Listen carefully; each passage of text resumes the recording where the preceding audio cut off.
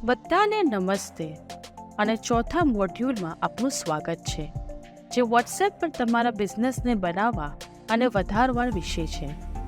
આ મોડ્યુલમાં અમે તમારી વોટ્સએપ એડ્સ માટેના કેટલાક કેમ્પ કન્સિડરેશન વિશે વાત કરીશું. હવે મહત્વની વાત એ છે કે કોઈપણ માર્કેટિંગ એક્ટિવિટીની જેમ તમે તમારા ટાર્ગેટ ઓડિયન્સ વિશે જ પહેલાં વિચારશો.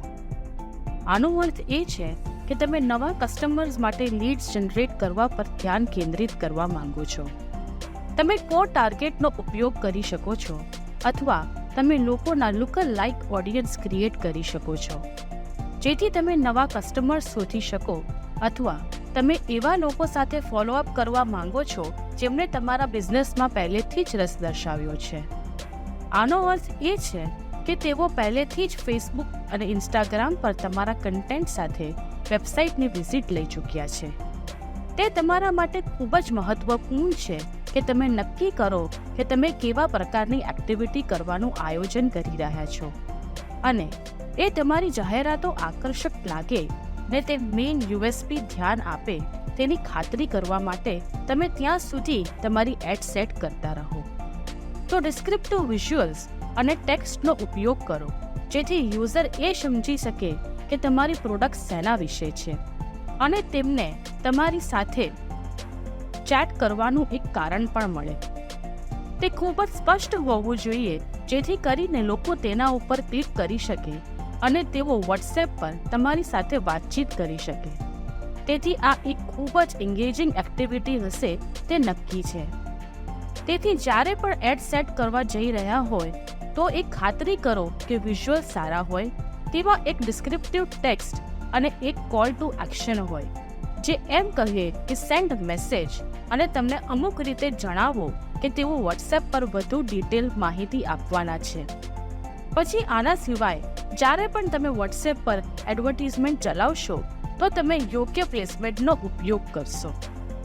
તેથી જ્યારે પણ ફેસબુક અથવા ઇન્સ્ટાગ્રામ દ્વારા એડ્સ ચલાવશો ત્યારે તમારી પાસે ઓટોમેટિક પ્લેસમેન્ટનો ઉપયોગ કરવાનું ઓપ્શન હશે, જેનો અર્થ એ છે કે તમારી એડ્સ ફેસબુક તેમજ ઇન્સ્ટાગ્રામ પર દેખાશે અને તે ફેસબુકની EPS અને સર્વિસીસ દ્વારા લોકો સુધી પહોંચશે.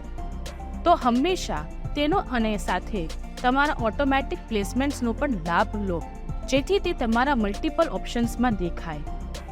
હવે તમારા માટે એક પ્રશ્ન છે, એવી કઈ વસ્તુ છે કે વોટ્સએપ પર ક્લિક થતી એડ સેટ કરતી વખતે રેકમેન્ડેડ નથી?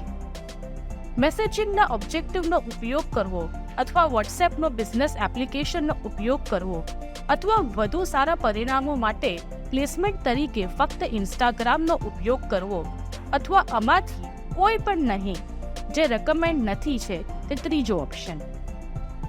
શ્રેષ્ઠ પરિણામો માટે પ્લેસમેન્ટ તરીકે ફક્ત ઇન્સ્ટાગ્રામનો ઉપયોગ કરવો, કારણ કે હમણાં જ આપણે શેના વિશે વાત કરી?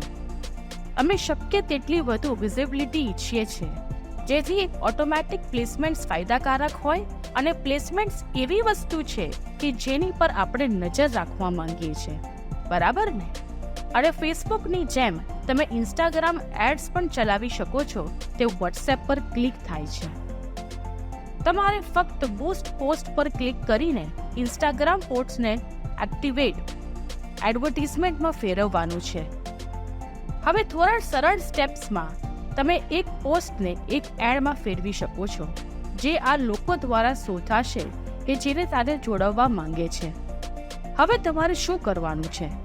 ફરીથી કે જેમ જોવું હોય, તમે તમારા વોટ્સએપ બિઝનેસને ઇન્સ્ટાગ્રામ સાથે એન્ગેજ અને ઇન્ટિગ્રેટ કરવા માંગો છો.